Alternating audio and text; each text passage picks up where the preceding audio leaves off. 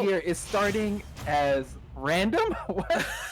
You know what's funny? We were just before this looking at all the characters that TimeGear played, and we didn't know who to pinpoint. Now we actually have an idea why, because TimeGear just plays What? whoever the game decides to let happen. Bro, roll the dice. That is a man after my own heart. I love a player who likes to roll the dice. Typically, it comes in the form of Mick, maybe a character that has a little bit of RNG within their kit. But this dude's like, no way, man. We do all the RNG. I'm gonna see if I get a godlike character. I'm gonna see if I get a trash character.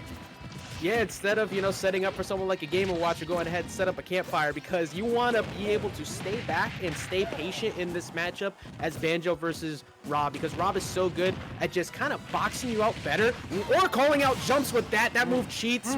We say it all the time. It's so strong, and that's first stock going the game.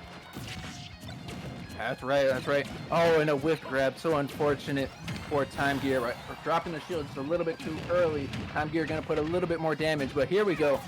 I like to see Epic Gabriel throwing out those fairs because that's when I really feel like he's the most confident in this combo game.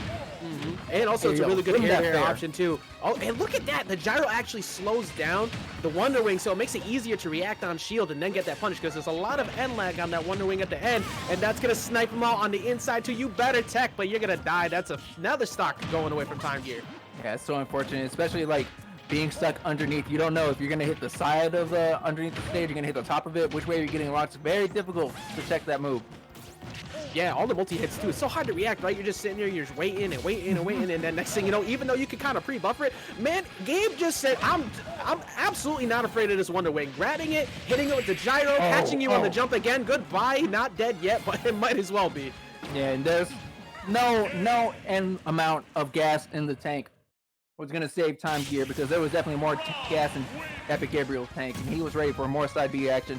You even saw he threw out the dare at the end, just in case TimeGear was trying to up B and air dodge to ledge. See, the thing is, Epic Gabriel got those East Coast gas prices, like we were talking about preemptively before we got on here. I don't know where TimeGear's from, but, it's a little bit more expensive on the West Coast. So you want to make sure that you switch up to something that maybe doesn't require so much gas and effort. You want to, I think, honestly, TimeGear, I don't know if we're going to see random again. I hope TimeGear's someone who is a bit better in mid-range, who can kind of play to Gabriel's pace, especially with the disjoint, because if you could keep Gabriel grounded, force some maybe miscued tosses out of the gyro, that's where you find your gaps to punish Rob. But if you got somebody who's trying to basically match the zoning game and also box, it's not going to work. Rob is just so good at shutting that down. Well, I actually got a character just for you, Ajax, talking about zoning and boxing at the same time. I do see in the match history for TimeGear that he has picked Min Min before, and that may be the character that he needs right now. That's one to do in your Min Min, because you're going to be boxing from afar and you're going to be zoning your opponent. Yeah, now, chat, I know that us promoting the idea of picking Min Min isn't necessarily the most, it's not the most enjoyable thing. Oh, actually, TimeGear just jumped in and said, I promise you, I'm not going Min Min. Not against Gabe. But instead decided to continue. I swear, if this random gives Min Min. Oh, man. All right, you know what? I wanted to see it. I was hoping, just because it's like you curse yourself by doing that. But Greninja is a really good matchup against Rob. That's true. You're going to have the Water Shuriken who's going to be able to really bait out. And, of course, we have the cross-up heavy play style that Greninja brings with him. And not just that, too. Greninja is, I've said it since the beginning, it's just Smash 4 Fox. It's vortexes over and over again. You got dash attack, you got down tilt pressure. It just makes it so easy to just consistently make Rob unable to play the game. The thing is, though, you actually got to get a hit to make that happen. And if Gabriel is just stopping that every single time.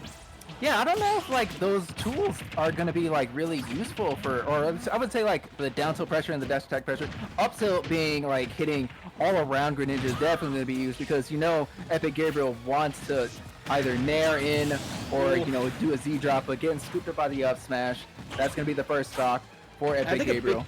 I think a big thing in this matchup, you said it at the beginning, the Water Shuriken right there is a really good way to kind of shut down the zoning attempts, the gyro tosses and everything. But even beyond that, TimeGear has been getting caught on defense over and over. That's like the third time a jump has been called out. And even though you can stall right there, finally goes above and out of the way. Still getting the tech though.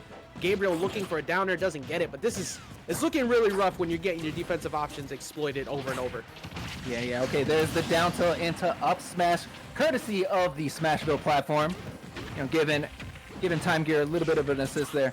But okay, but Epic Gabriel, he lost his stock. Guess what? He wants to take another one. Let's keep the count where it was. And you know what? That not only was that edge guard so well done because Gabriel never gave up stage positioning, never moved, just kept tossing stuff out. But even if TimeGear decided, you know what? I assume that just gyro is coming and I'm gonna recover high. Gabe could just react to it and punish it anyways, and that's another jump call. You might be dead right there. That's 2 games up to Epic Gabriel over TimeGear.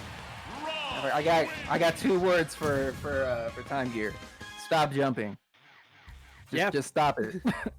Calm down a lot on the jumping. Like, I know it's rough, right? Because you're you're put into a real scary 50-50 situation with the fact that Rob could chill with you off stage for a long time, could drop, follow you down, go for the forward air. But Greninja and Banjo both have good stall tactics that they could use to eventually get back. Jumping Especially every single Banjo. time, that gets blown up by that side B.